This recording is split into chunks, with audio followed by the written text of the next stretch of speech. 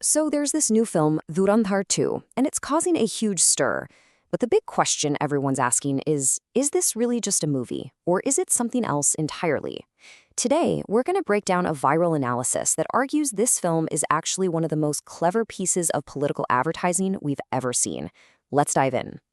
And right off the bat, the whole argument boils down to this one single, really provocative claim that this film wasn't made for you to enjoy with popcorn. It was made to be the most expensive election ad for the BJP. This is the lens through which we're going to look at everything else. All right, so a film as an ad, how does that even work? Well, the analysis says it all starts with something you probably skip every single time you go to the movies: the disclaimer. Okay, so take a look at this. On the left, you've got that standard legal jargon we've all seen a million times, right? But the source argues this is anything but standard. They call it a legal cheat code. Think about that. It's what allows the filmmakers to use real names, show actual news clips, talk about real events, and then just turn around and say, oh, any resemblance is purely coincidental. It's basically their get-out-of-jail-free card to mix truth with propaganda. And to really hammer this point home, the source uses this great analogy. It's like a ketchup bottle. You see the label, it says fresh tomato ketchup, and you think, hey, this must be all natural, right? But fresh tomato ketchup could just be the brand name. It doesn't actually describe what's inside the bottle. The argument here is that the film's disclaimer is doing the exact same thing. It's a misleading label. Okay, so if this film is an ad, what's it selling, and how is it selling it? This next part of the analysis gets into the nuts and bolts, the actual psychological tricks of the trade that it allegedly uses on the audience. So the first big technique they point to is something called emotional priming. And the idea is actually pretty simple. You get the audience worked up about something first, you make them feel a really strong emotion, and that emotional state makes them way more open and receptive to whatever message you're going to hit them with next. Now, that might sound a bit abstract, so the source uses this really simple chili and sweet analogy to explain it. First, the film hits you with something really harsh, maybe something hateful. That's the chili that metaphorically burns your tongue. And once you're in that uncomfortable, agitated state, you're looking for relief. And that's when they give you the sweet propaganda. It goes down easier because you're just looking for something to soothe the burn. All right, get ready for this next one, because according to the source, this is where the filmmaking gets really clever. Instead of having the hero brag about how great he is, the film does something much smarter. It has the main villain do it for him. The bad guy himself is the one who praises the hero's strength and effectiveness. So why is that so darn effective? The source gives it a perfect name: the Thanos praises Spider-Man effect.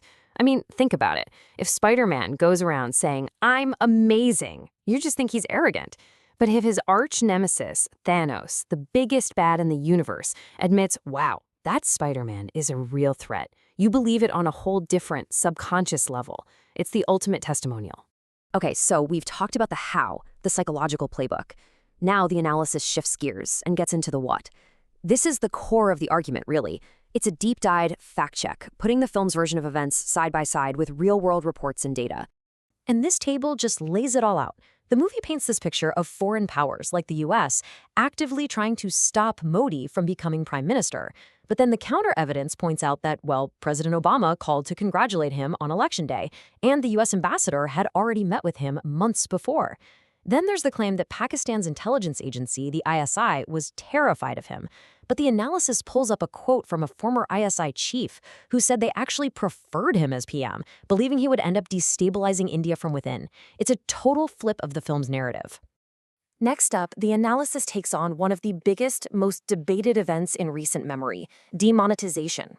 The film presents it as this brilliant 4D chess masterstroke to stop a massive counterfeit currency plot.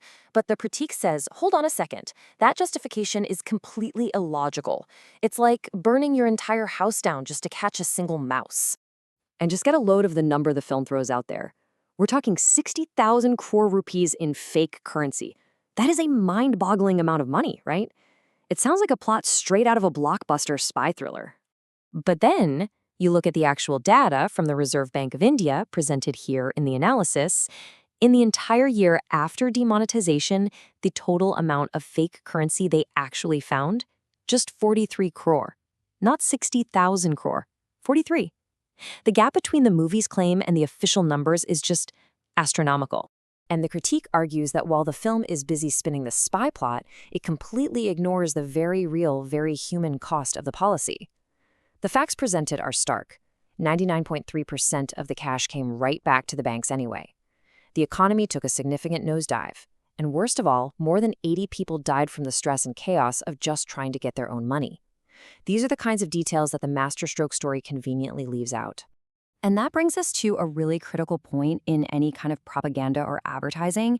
It's not just about what you say, it's about what you don't say. The analysis argues that the film's narrative is built just as much on what it strategically omits. So take a look at this timeline. The film wants to present a powerful, always-in-control strongman. So what does it leave out? Well, how about the fact that the PM made a historic surprise visit to Pakistan only for a major terror attack to happen just 8 days later? Or that the tragic Pulwama attack in 2019 happened even though there were reportedly 11 different intelligence warnings about a threat. According to the source, these inconvenient details just don't fit the heroic narrative, so they're simply erased from the story. So all of this, the blurring of fact and fiction, the psychological tricks, the strategic omissions, it all builds to what the analysis calls the most profound and frankly disturbing argument of all, the gaslighting effect. This isn't just about changing your opinion, it's about trying to change your memory. Now, you've probably heard this term before, gaslighting. It's a pretty serious form of psychological manipulation.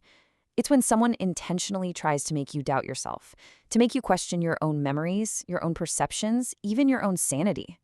And this, right here, is the final, heavy accusation that the critique levels against this film. It argues that the movie is trying to gaslight an entire country.